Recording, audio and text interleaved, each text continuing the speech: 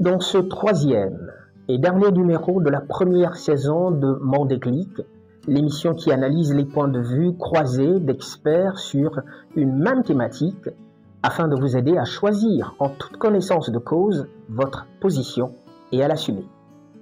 Au cours des épisodes précédents, nous avons exploré les mécanismes secrets de notre esprit avec la psychologie. Nous avons également élevé notre regard vers la dimension sacrée du corps avec la spiritualité. Mais l'être humain n'est pas une île. Dès que nous sortons de chez nous, dès que nous allumons nos smartphones, nous entrons dans une arène collective qu'on appelle la société.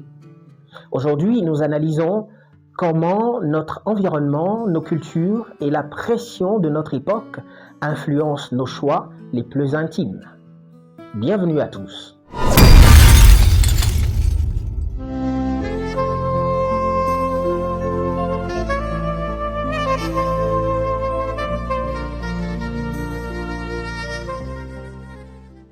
Pour introduire notre réflexion, nous avons voulu partager avec vous un témoignage.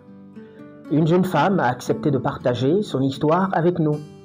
Elle a connu le sexe avant le mariage, portée par l'élan d'une relation avant de traverser la douleur d'une rupture. Cependant, son souhait de départ était le sexe après le mariage. Lorsqu'on lui demande aujourd'hui de s'adresser à la jeune femme qu'elle était avant de connaître le sexe, sa réaction est sans appel.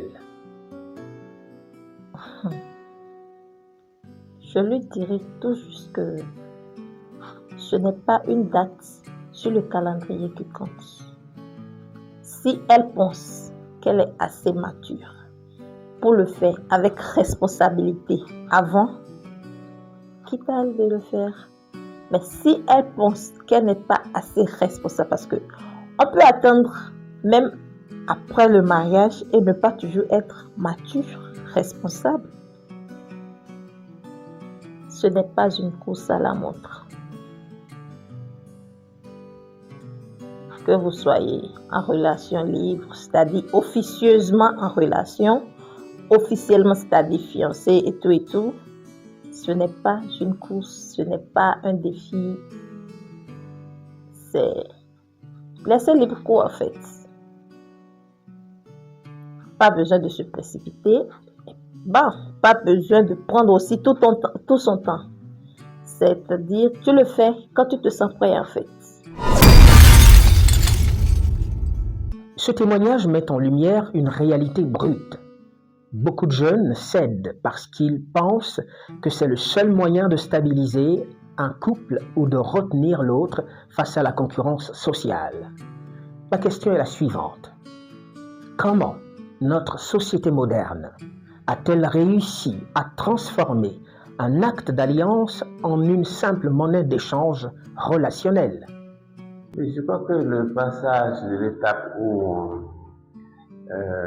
c'est le mariage qui légitime le sexe à l'étape où actuellement c'est le sexe qui légitime le mariage, ce passage est lié fondamentalement au phénomène de la mondialisation. C'est-à-dire qu'il n'y a plus de barrières entre les cultures, tous les modèles sont exposés. Et d'ailleurs, dans ce vent de la mondialisation, ce qui est fortement encouragé, c'est plutôt la culture du sexe. Donc, dès le plus jeune âge, ce qui est dit, tous les discours concernant le sexe tendent à briser les tabous. De sorte que, très tôt, les jeunes comprennent que leur sexe, c'est leur propriété, ils peuvent en faire ce qu'ils veulent. Et les familles, le seul lieu d'éducation des hommes étant d'ailleurs l'école, d'accord, les parents n'ont pas tellement une emprise sur l'éducation, en tout cas en termes de valeurs à inculquer à leurs enfants. On peut voir que les couples sont forcément moins stables que hier,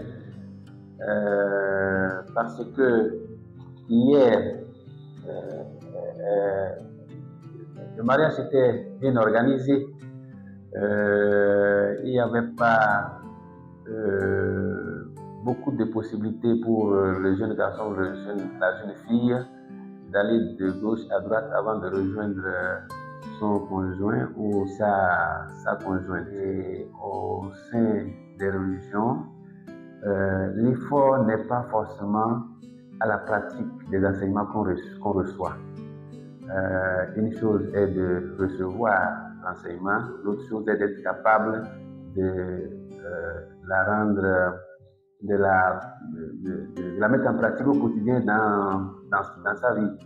Or, ce n'est pas forcément le cas. De sorte que, bon, ce qu'on vit, ce que vivent les jeunes en dehors de la religion, ils le vivent aussi au sein de la religion. C'est une analyse percutante. Plusieurs hésitent et finalement cèdent à la pression, parfois invisible, bien souvent par peur. La peur d'être rejeté, la peur de paraître démodé dans un cercle d'amis où la sexualité précoce est devenue la norme de validation. En sociologie, on sait que le besoin d'appartenance est parfois plus fort que la conviction personnelle. On préfère sacrifier son jardin secret plutôt que de subir l'isolement ou les moqueries du groupe.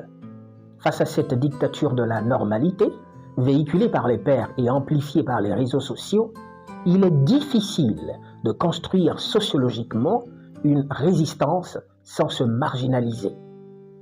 Nos sociétés traditionnelles avaient une façon de réguler la sexualité.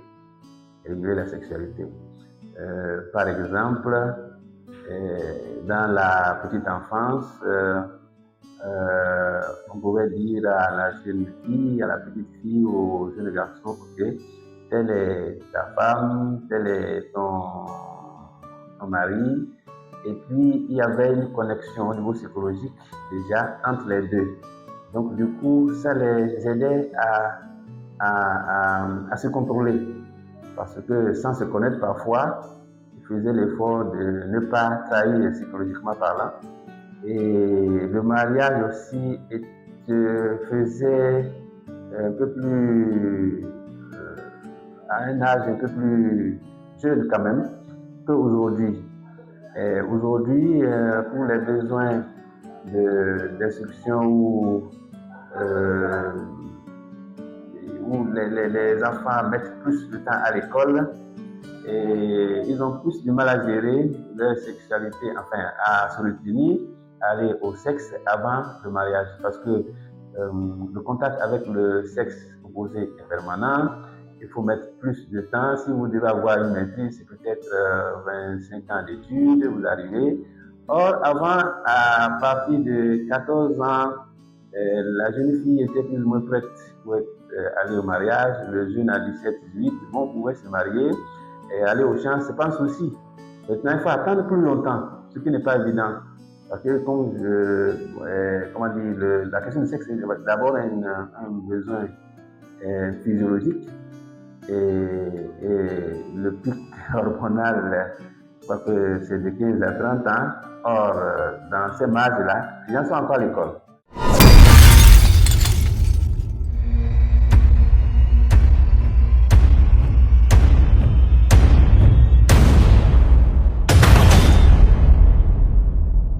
Il est évident que le débat de l'éducation sexuelle des jeunes nous échappe actuellement. Les conséquences bien profondes de cette évolution non maîtrisée de la société en disent bien long. Nous voyons une jeunesse qui accumule les ruptures intimes et qui, par mécanisme de défense, entre dans une érosion de la confiance. La psychologie évoque une forme de fragmentation émotionnelle après la rupture. Le sentiment douloureux d'avoir laissé une partie de son histoire et de son estime personnelle chez quelqu'un qui est devenu un étranger.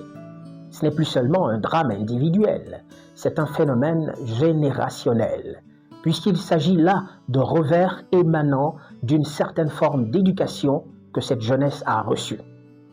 Ici, la responsabilité parentale est incriminée. Et dans cet ordre précis, sans justifier la fuite de responsabilité des hommes, il semble que l'émancipation économique de la femme, particulièrement, érode l'éducation des enfants. ce qui encouragerait chez les jeunes la mentalité de dissociation du sexe après le mariage par ricochet. Émancipation économique de la femme, oui. Mais il faut que même dans cette dynamique-là, la femme comprenne qu'elle a un rôle qui n'est pas celui de l'homme forcément. Et c'est pour ça qu'ils sont deux. Bon, mais parfois, elle perd de vue cet aspect-là. Je ne suis pas contre. Lorsqu'on dit, par exemple, que mon premier mari, c'est mon boulot, c'est pas faux. Mais bon, ça peut avoir des conséquences inattendues. Si mon premier mari, c'est mon boulot, peut-être que ma première préoccupation aussi, ça peut être mon boulot. Et si le mari revient fatigué, la femme revient fatiguée, qui éduque l'enfant? La rue, le cercle d'amis, les médias, la famille élargie, les réseaux sociaux et autres pseudo-prescripteurs qui mènent bien souvent l'immaturité des jeunes dans le décor. C'est frustrant, mais c'est la triste réalité.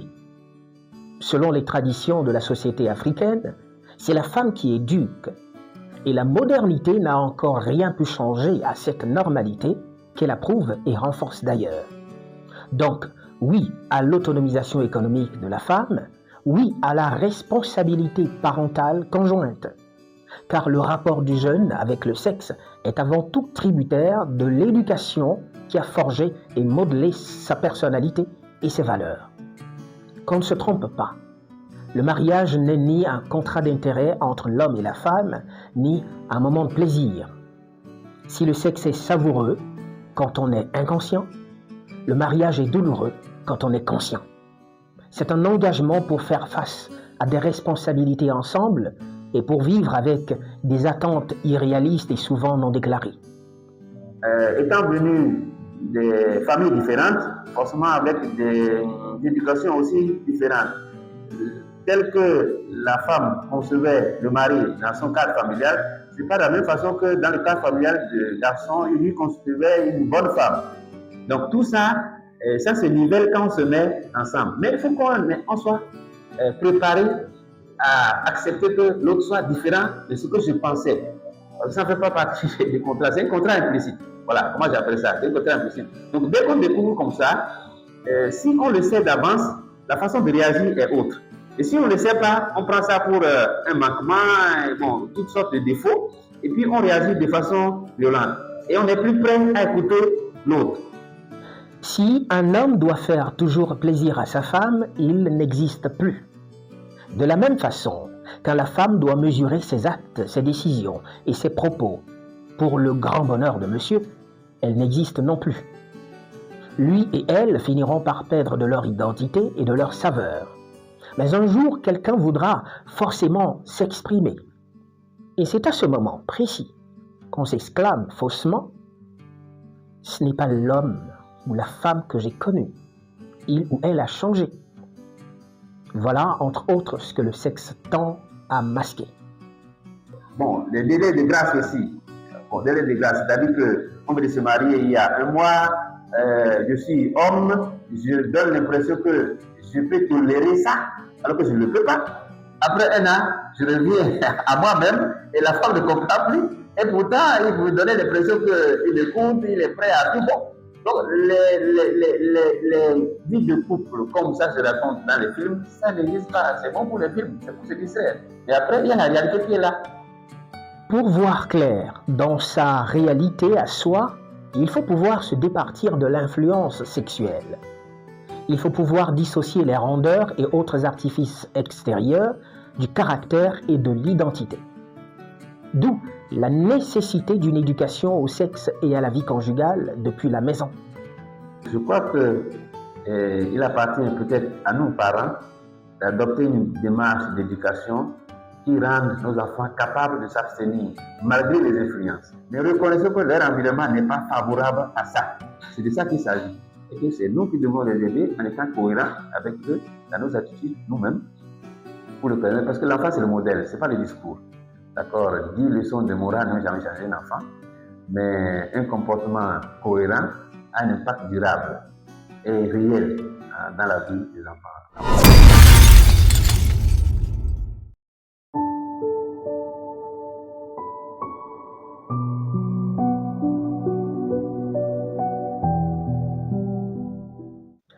À la page 48 du guide pratique qui traite de ce thème, vous trouverez des exercices et les clés pour construire et protéger votre vision face à la pression sociale.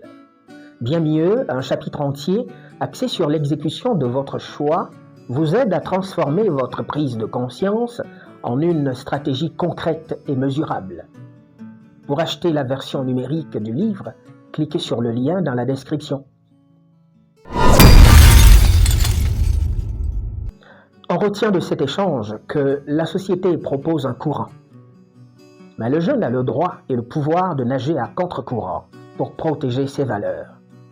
Nous avons analysé l'esprit, nous avons sondé l'âme, nous avons également décortiqué l'influence du groupe. Le tableau est désormais complet. Dans les commentaires, faites-nous savoir votre point de vue, la manière dont la société a influencé votre choix, les répercussions et les stratégies que vous avez déployées pour résister. C'était le dernier épisode de la première saison de votre émission Mon Déclic. Une saison pour choisir, assumer et bâtir. Je vous laisse découvrir le thème de la saison prochaine. En attendant, prenez soin de votre trajectoire et à la saison prochaine, exactement dans un mois. Bye.